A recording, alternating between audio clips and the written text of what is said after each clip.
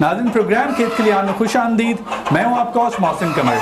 नाज़रीन, प्रोग्राम खेत खलियान सच टीवी और NARC की मुश्तरका पेशकश है। प्रोग्राम में हम ज़राअत के मुख्तलिफ शोबों पर बात करते हैं। आज के प्रोग्राम में हम बात करेंगे देही मुर्गबानी कितना अहम पेशा है और किस तरह से देही मुर्गबानी को बेहतर बनाया जा सकता है। प्रोग्राम में हमारे साथ बहुत ही मोअज़्ज़ज़ मेहमान शरीक हैं। आप प्रोग्राम लीडर हैं poultry and wild life NARC के, और उसके साथ साथ आप प्रिंसिपल साइंटिस्ट भी हैं। प्रोग्राम में हमारे साथ शरीक हैं डॉक्टर सलीम ज़ाहिद साहब। अस्सलाम वालेकुम डॉक्टर साहब। डॉक्टर साहब, थैंक यू वेरी मच, आपने हमें टाइम दिया। डॉक्टर साहब, ये बताइए कि देही मुर्गबानी के हवाले से कहा जाता है कि ये सबसे कदीम तरीन पेशों में से एक पेशा है। इस बारे में बताइए कि पाकिस्तान में इस पेशे की कितनी अहमियत है। मुर्गबानी वाकई जो है ना इंतहाई कदीम तरीन शुगल भी है, पेशा भी है। ठीक, ज़माना कदीम से, जब से इंसान ने रफ़ाकत हासिल की जानवरों के साथ, तो परिंदा वाहिद पहला परिंदा था, जानवर था जो इंसानों के साथ रहना चाहिए। ठीक।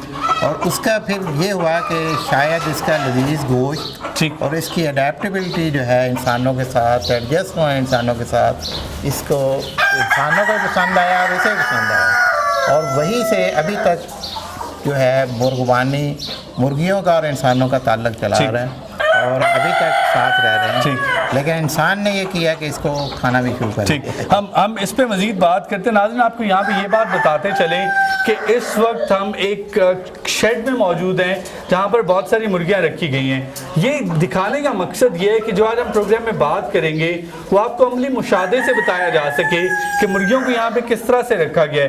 पूरी टीम जो इतनी मेहनत कर रही है उसका मकसद सिर्फ ये है कि आपको अमली मुशाहदे से बताया जा सके और आप ये चीज़ बेहतर तरीके से समझ सकें। तो साहब, ये बताइए कि पाकिस्तान में जो देही मुर्गबानी की जा रही है, जो प्रैक्टिसेस अपनाई जा रही हैं, वो किस हद तक सही हैं, दुरुस्त हैं, या उनमें कोई इम्प्रूवमेंट की ज़रूरत है। पाकिस्तान में देही मुर्गबानी बहुत तकरीबन इस वक्त 78 मिलियन मुर्गियाँ मौजूद हैं। देहातों में परिंदे जिसमें मेल फीमेल सब शामिल हैं, जिसमें 38 मिलियन मुर्गियाँ हैं। काफ़ी बड़ी तादाद है जो हमारे देहातों में पाई जा रही है और लोग अच्छी तरह रख रहे हैं, कोई इसमें प्रॉब्लम नहीं है। लेकिन हमारी जो नस्ल जो देहातों में पाई जाती है, इसका मेन प्रॉब्लम ये है कि इसकी एग प्रोडक्शन बहुत कम है। ठीक, अभी भी ये 365 दिन में सिर्फ 73 अंडे देती है। ठीक, ज़रूरत इस अमर की है कि हम अपनी देही मुर्गबानी को ना छोड़ें, लेकिन इसकी प्रोडक्शन की तरफ तवज्जो दें। ठीक, क्या तरीक़ेकार है, प्रोडक्शन किस तरह से बढ़ाई जा सकती है? इसके लिए 3 तरीक़ेकार जो है ना जी, वो 3 तरह के हम इक़दाम कर सकते हैं। पहले नंबर पे तो ये है कि हम अपने जो मौजूदा बर्ड है उनकी सिलेक्शन करें और अच्छे बर्ड उन्हें सेलेक्ट करें। ठीक। दूसरे नंबर पे ये होता है कि इसको थ्रू क्रॉस ब्रीडिंग जो है ना, इसकी इम्प्रूवमेंट कीजिए, अच्छी नस्ल की ब्रीड से इसका मिलाप तो आया जाए ताकि अगली जो जनरेशन है वो अच्छे अंडे दे। ठीक। तीसरे नंबर पे ये होता है कि इसकी मैनेजमेंट, देखभाल, इसकी वैक्सीनेशन, इसकी जो मैनेजमेंट के मुख्तलिफ तरीके हैं वो अच्छी तरह से किए जाए। अगर आप अच्छी ब्रीड रख लें, अच्छे मैनेजमेंट के तरीके बना लें, तो हम इन्हीं मुर्गियों से बहुत ज़्यादा अंडे ज़्यादा मिकदार में पैदा कर सकते हैं। सही।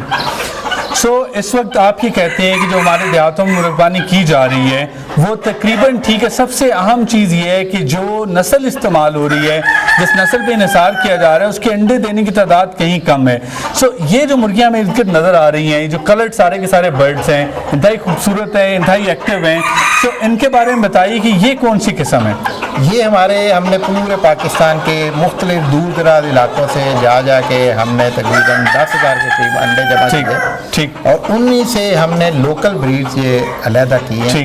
हमने इनको सिर्फ ये किया है कि हमने इनको कलर के हिसाब से अलहदा कर दिया है, और दूसरे नंबर में हमने किया कि इसकी जो अच्छे अंडे देने वाली जो मुर्गियाँ थी उनको अलहदा करना शुरू कर दिया। तो अब वही मुर्गियाँ जो देहातों में पाली जा रही थी वो 73 तो नहीं 100 से भी ज़्यादा अंडे दे रही हैं। थ्रू सिलेक्शन हमने इस पर इम्प्रूवमेंट की है। लेकिन हम दूसरा जो काम कर रहे हैं, हम इस सिलेक्टेड बर्ड्स को हम एक बाहर का एग्जॉटिक बर्ड है उससे हम क्रॉस ब्रेड करके फिर हम फार्मर को दे रहे हैं ताकि प्रोडक्शन बेहतर हासिल की जा सके। नाज़रीन, यहाँ पे हम आपको ये बताते चलें कि इस वक्त हम लोग NARC की फैसिलिटी में मौजूद हैं, जिसमें बड़े कंट्रोल्ड इन्वायरमेंट में इन सारे बर्ड्स को रखा गया है और जितने भी एक्सपेरिमेंट्स इन पे किए जा रहे हैं। अगर आप इसके बारे में मजीद जानना चाहते हैं तो प्रोग्राम में आगे मजीद हम आपको बताएंगे भी। उसके साथ साथ अगर आप ज़रूरी साइंसदानों से बात करना चाहते हैं, ज़रूरी माहिरीन से बात करना चाहते हैं तो आप हमारे नंबर पर मुफ्त कॉल कर सकते हैं। हमारा नंबर है 0800-844-20। डॉक्टर साहब ये बताइए कि हमारे यहाँ क्या ऐसी आम जो गलत प्रैक्टिसेस हैं, चूँकि यहाँ पे इंडिजिनस नॉलेज पे बहुत ज़्यादा चीज़ें हो रही होती हैं, तो कौन सी ऐसी आम गलत प्रैक्टिसेस हैं जो कि रिपीटेडली की जा रही हैं, जो आप समझते हैं कि जो मुर्गबानी का पेशा है उसमें वो ठीक नहीं है? इसमें कोई ऐसी ख़ास गलत प्रैक्टिस तो मैं नहीं कहूँगा। ये हमारी जो अवेयरनेस है ना, जो लेटेस्ट नॉलेज है वो बहुत कम। ठीक। जैसे मैं ये कहता हूँ कि किसी फार्मर को कि आप जो है ना जी रात को मुर्गियों को बल्ब जलाएं। सही। फार्मर मुझे वो कहता है इन्होंने अखबार पढ़नी होती है। ठीक। अब हमारे फार्मर को जो है ना सिर्फ अवेयरनेस की ज़रूरत है कि मुर्गियों के लिए रोशनी बहुत ज़रूरी है। और रोशनी किस तरह देनी है उसका भी एक तरीकाकार है। अगर हम खाली रोशनी पे ही तवज्जो दे दें, हम इनको अज़ाफ़ी लाइट दें, अज़ाफ़ी मिकदार में लाइट दें, तो ये ज़्यादा अंडे दे सकते हैं। ठीक। सो इसका क्या कॉन्सेप्ट क्या है इसका, और क्या तरीक़ेकार है, क्या स्टेप्स होने चाहिए? क्योंकि जो लोग इस वक्त ये प्रोग्राम देख रहे हैं और उन्होंने घर में 10, 20, 50 मुर्गियाँ पाल रखी हैं, तो क्या उन्हें भी ऐसा करना होगा? वो किस तरह से ये अमल कर सकते हैं? चाहे मुर्गी एक हो जाए, अगर उसको आप एक्स्ट्रा लाइट दें, तरीके के स्केड्यूल के मुताबिक दें, तो वो अंडे ज़्यादा देंगे। क्या तरीकाकार इसका ये होगा कि एक्चुअली लाइट का इफ़ेक्ट क्या है। लाइट का इफ़ेक्ट ये है कि लाइट जो है ये मुर्गी के दिमाग में एक गदूद होता है, उसको स्टिमुलेट करती है। उस गदूद से सिक्रीशन निकल के ओवरीज में जाती है और वहाँ से फॉलिकल स्टिमुलेटिंग हार्मोन पैदा होता है जो अंडे पैदा करने में मदद होती है। ठीक। तो अगर वो ज़्यादा मिकदार में पैदा होगा, ज़्यादा अंडे पैदा होगा, कम मिकदार में पैदा होगा, लाइट कम देंगे, कम मिकदार में पैदा। सही।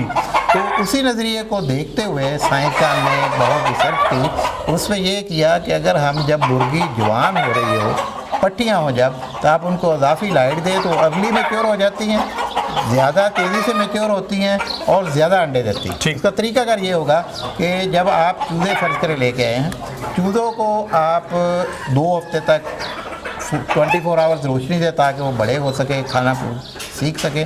उसके बाद आप इनको सिर्फ डे लाइट पे ले लें। ठीक। दिन की रोशनी जो होती है उसके कमरे में, रात को बल्ब की ज़रूरत नहीं। सही। जब 16 हफ्ते के हो जाएं, फिर इनको आधा घंटा आपने वीकली ऐड करना है कि आपने हर जब 17 वीक्स का हो जाएगा बर्ड, आपने उसको आधा घंटा लाइट देनी है। एक आप स्टैंडर्ड रख लें कि मगरब की नमाज है, मगरब की नमाज से आपने आधे घंटे की लाइट दिलानी है। ठीक। जब 16 हफ्ते के हो जाएंगे, 17 हफ्ते तक आपने दिलानी है, पूरा एक हफ्ता। ठीक। फिर 18 वीक्स तक आपने आधा घंटा मजीद बढ़ाना है। फिर 19 वीक पर आधा घंटा बढ़ा 1.5 घंटा हो जाएगी, यहाँ तक कि रात 10 या 11 बजे तक लाइट जलती रहे। सही। अगर आप इस तरह ग्रेजुअली आहिस्ता आहिस्ता लाइट बढ़ा के रात 11 बजे तक लाइट जलाएं और उसके बाद बंद कर दें, बाकी दिन को उसकी ज़रूरत नहीं होगी। ठीक। अगर आप इस पे अमल करें तो मुर्गी जो है जल्दी मैच्योर हो जाएगी और अच्छी मैच्योर होगी और ज़्यादा अंडे देगी। सही। तो ये बड़े बुनियादी स्टेप्स हैं। इसके बाद अगर बात की जाए खुराक के हवाले से बात की जाए, तो आप क्या रिकमेंड करते हैं कि क्या ख़ास खुराक देनी चाहिए?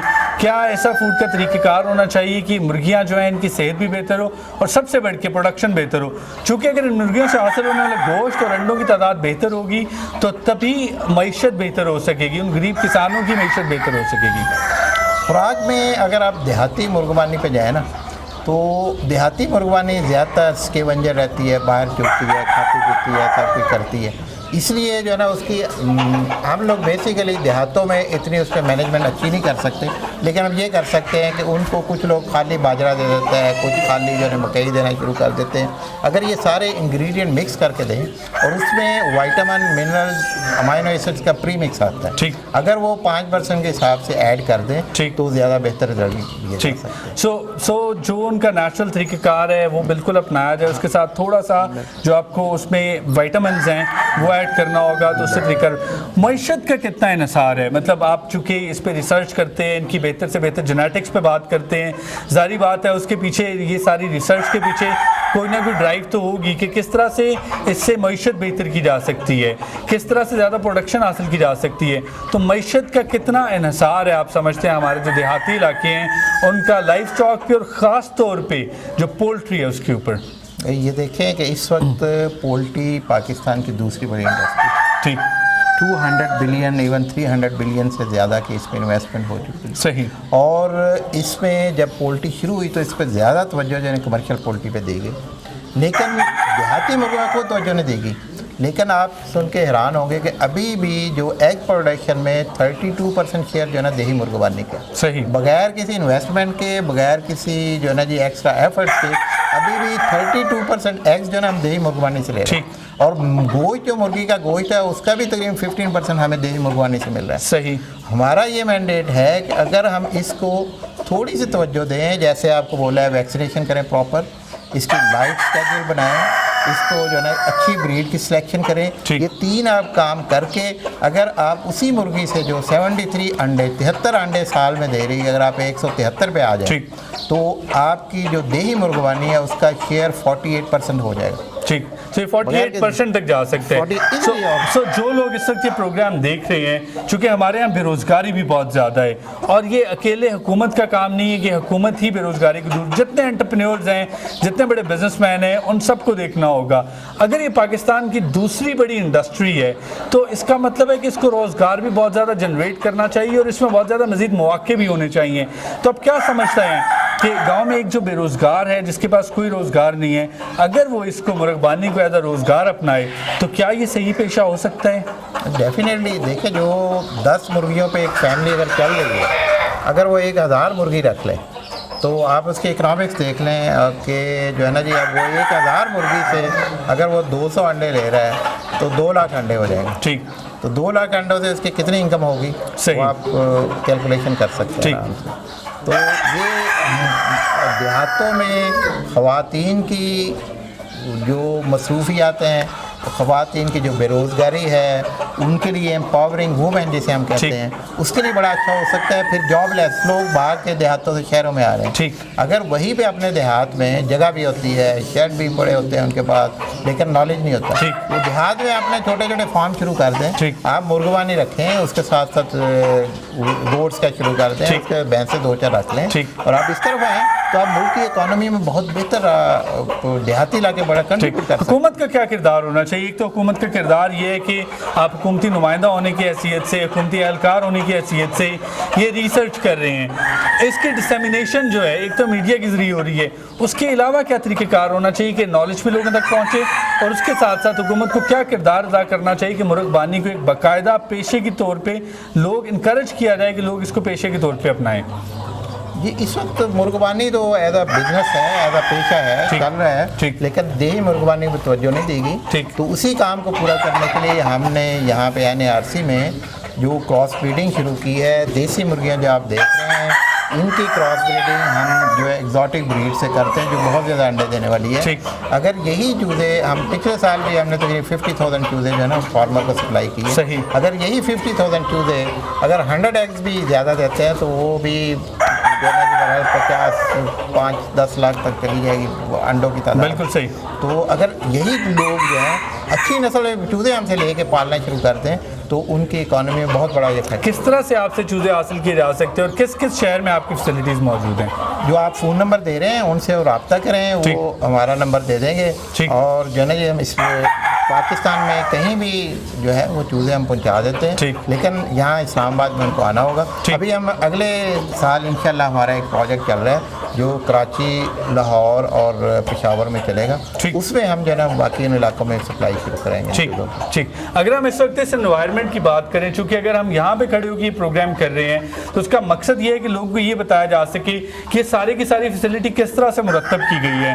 जो कमर्शियल लेवल पे मुर्गबानी करना चाहता है, सारी बात है उसको कितनी स्पेस चाहिए होगी, इस तरह की सारी सहूलियत देनी होंगी। तो ये बताइए कि मुर्गियों को किस तरह से रखा गया है और ये जो पूरे के पूरे इनके वो बड़े बड़े पिंजरे बनाए गए हैं, इसका तरीक़ेकार क्या है? अच्छा, इसमें जो अभी आप देख रहे हैं फैसिलिटी, ये तो एक रिसर्च फैसिलिटी है। ठीक। यहाँ पे ये रिसर्च के लिए हमने छोटे खाने बनाए हुए हैं। सही। क्योंकि हमारे मुख्तलिफ बर्ड होते हैं, मुख्तलिफ इनको स्पेस देनी होती है, मुख्तलिफ क्रॉस ब्रीडिंग प्रोजेक्ट चल रहे थे। फार्मर के लिए कोई जो है ना वो उसकी ज़रूरत नहीं है। ठीक है। फार्मर एक ओपन शेड बना सकते हैं, उस पर कोई खाना। फार्मर का क्या तरीक़ेकार होगा, हम इस पर बात करेंगे। नाज़रीन, यहाँ पे हम छोटा सा ब्रेक लेंगे और ब्रेक के बाद जब आएंगे तो आपको बताएंगे कि जो देही मुर्गबानी है, अगर आप चाहते हैं कि इसको एज अ पेशा अपनाएं तो किस तरह से आप ये सारे के सारा जो है फॉर्म किस तरह से बना सकते हैं, क्या इकदाम किए जाने चाहिए, वहाँ पे क्या फैसिलिटीज़ होनी चाहिए, किस तरह से वैक्सीनेशन होगी, ये सारी चीज़ें लेकिन एक छोटे से ब्रेक के बाद।